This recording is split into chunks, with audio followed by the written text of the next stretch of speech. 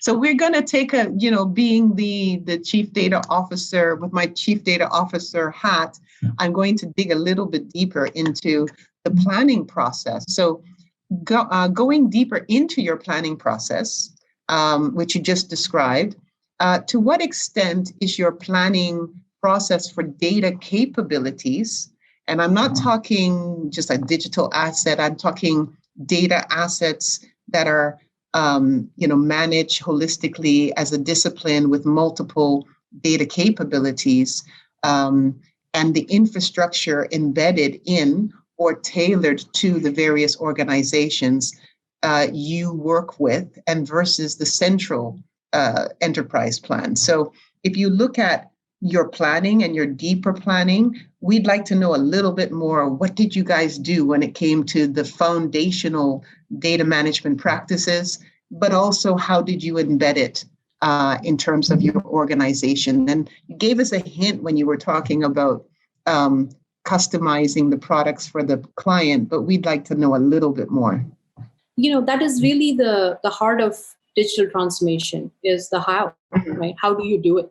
Because it's not a 1 month game, right? I mean, it's a continuously developing story. It's iterative.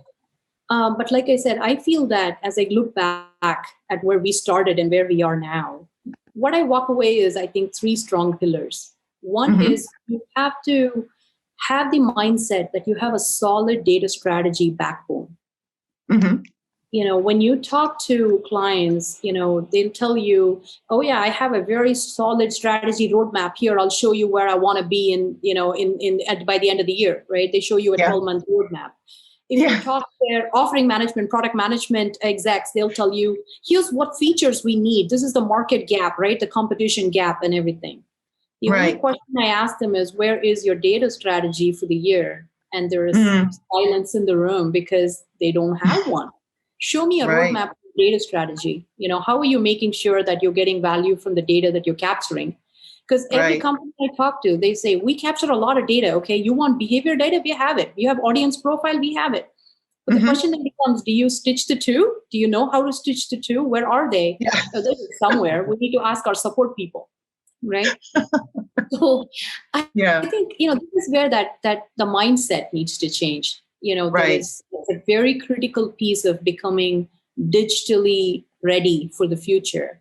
The digital tsunami is here. I think it's not a question. It's like somebody was saying, it's, AI used to be optional before. Today, it's mandatory. Right, absolutely. I mean, I cannot echo you even more.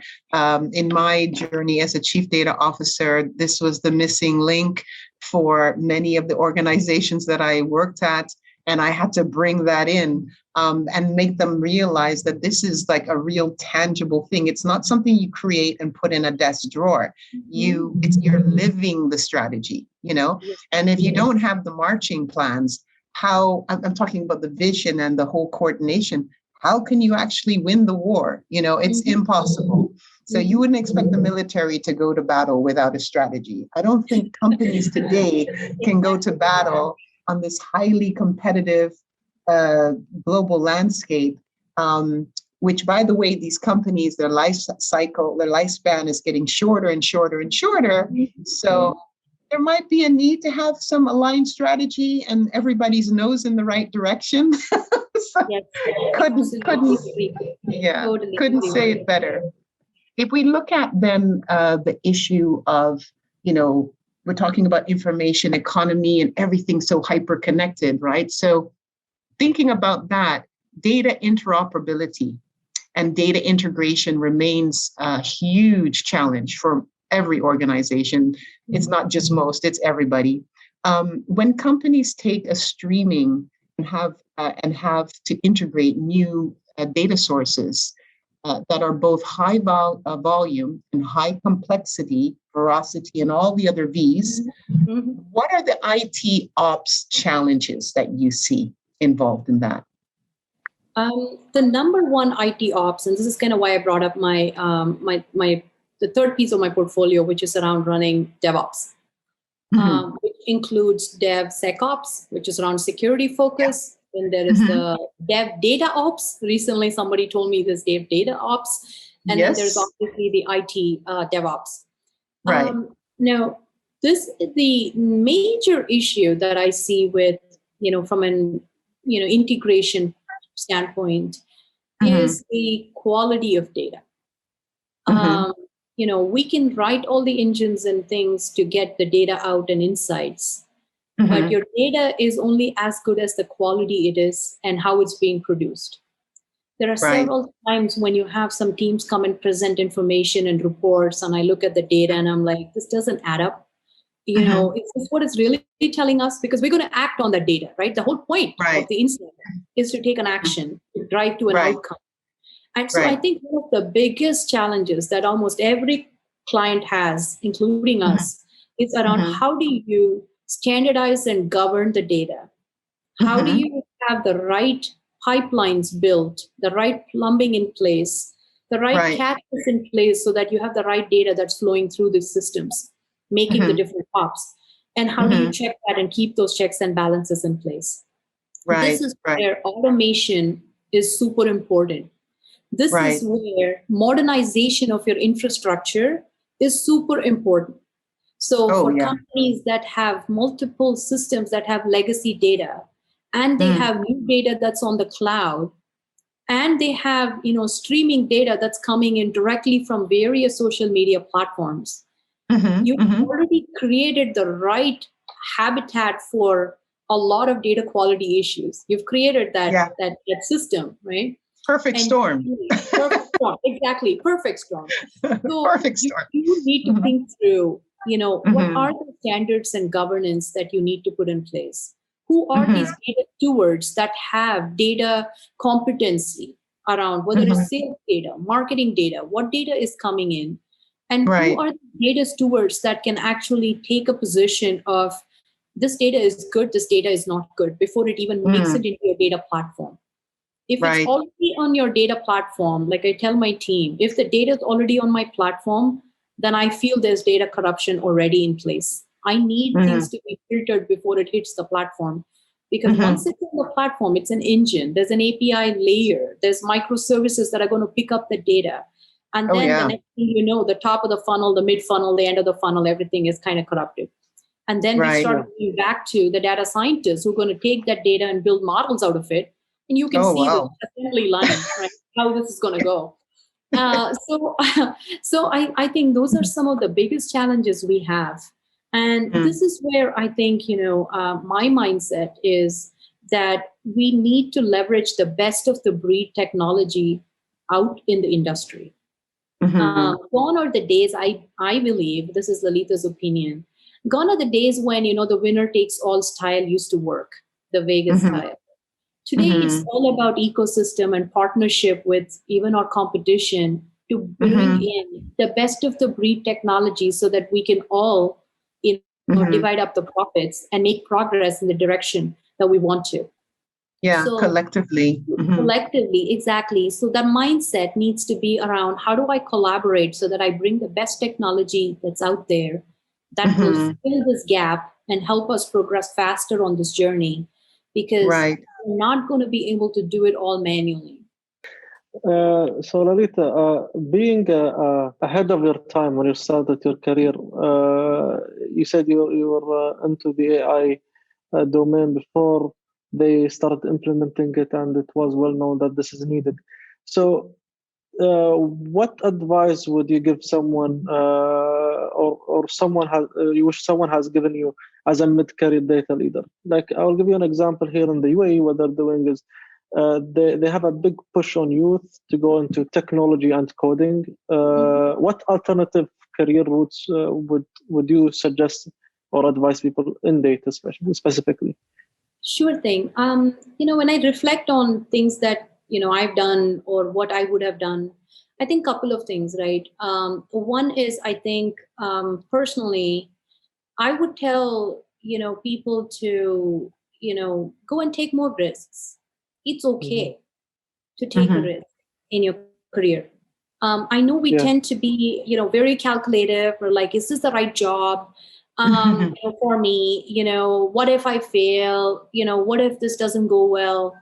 And I think even more so, as a woman, in STEM, I feel that, I have that responsibility on my shoulders when I see the people that I mentor, the girls and, young girls and everybody. I feel that it's a message for them is it's okay to take risks. It's absolutely okay. And I think we as women tend to take that a lot more taxing on us. We worry a lot more about these things. And what if, this doesn't happen? And so that's one, I would definitely encourage them to do that more. It's something that I wish I had done more.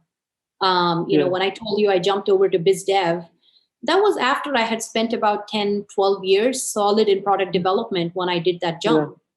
Yeah. I wish I had done that when I was 5, 6 years into product development, right? Yeah. I could have done that, right? So that thing, right? That feeling like, okay, I'm going to go do that. The other piece of advice I have, and this could be, again, more a woman thing where, if there's an opportunity, you have all the right to raise your hand and ask for it. Always, so you're saying to not be risk averse and not be risky, but at the same time take risks, be responsible, and always ask or seek for opportunities. Yes. Yeah. Which is a great way to a great way for our youth to flourish in the next 10 years. So you're saying out here. Yeah, I was also just wanted to add on there as a fellow woman in the conversation that I think it's wonderful, woman in STEM. It's a great for women. I'm not in STEM. I'm right beside STEM. I'm in data. and I think that it's really important to get the message out there to all the girls and women in the world that a great way to get especially things like financial equity is to get into these professions that are in the new economy. So STEM absolutely is there. Some people are absolutely, great for coding and programming and those technical things. But for all the women out there who have a good way of figuring out things or connecting things, a really good brain for that kind of thing, there's a whole bunch of work in data for you. And there's a need to have data leadership. Also women data leaders. There's not enough of us. And I think what you said, Lalitha, is absolutely true. I think men, especially in their careers, they kind of take it for granted that they don't need to know everything to fulfill the shoes of the role, while women will be the hardest judge on themselves. That I've got to have everything or else I can't apply for the job, or I have to have everything or I don't deserve the bonus, or whatever stage you are. And it's really important for women to understand that, you part of doing a good job is being willing to learn and be uncomfortable. Yes. So sometimes you make the best, or I make the best data designs and strategies when I'm uncomfortable. So, and I think it's really important for us to encourage women to take it on and take it wholeheartedly and not be afraid to go in a different direction than the herd. Like I said, coding and STEM, it's all great. And there's a lot of push for that, especially here in the UAE. But to go in the direction of data leadership and data capability, discipline, that's okay. There's a big, bright future. So it's okay to take the risk. Absolutely. Right. And is there anything else you would like to maybe share with us before we finish off? No, I just want to say thank you for the opportunity to spend this time with you. Thanks for giving me the opportunity to share what I know. There's still so much more to learn. And it was fantastic. Thank you. And I think it's really important for women in leadership positions from STEM, from data, to keep that dialogue open and to share. So thank you so much. We've had a wonderful talk. Rashid, any last words? I'm just, I want to thank you for being here. And we learned a lot about your initial time when you started your career until now. It's really fascinating how you explained it, and how we saw how you grow into this role and became one of the data leaders in the industry. Thank you so much. Thanks, guys. Thanks Thank so you. much. Thanks. All right. Thank you.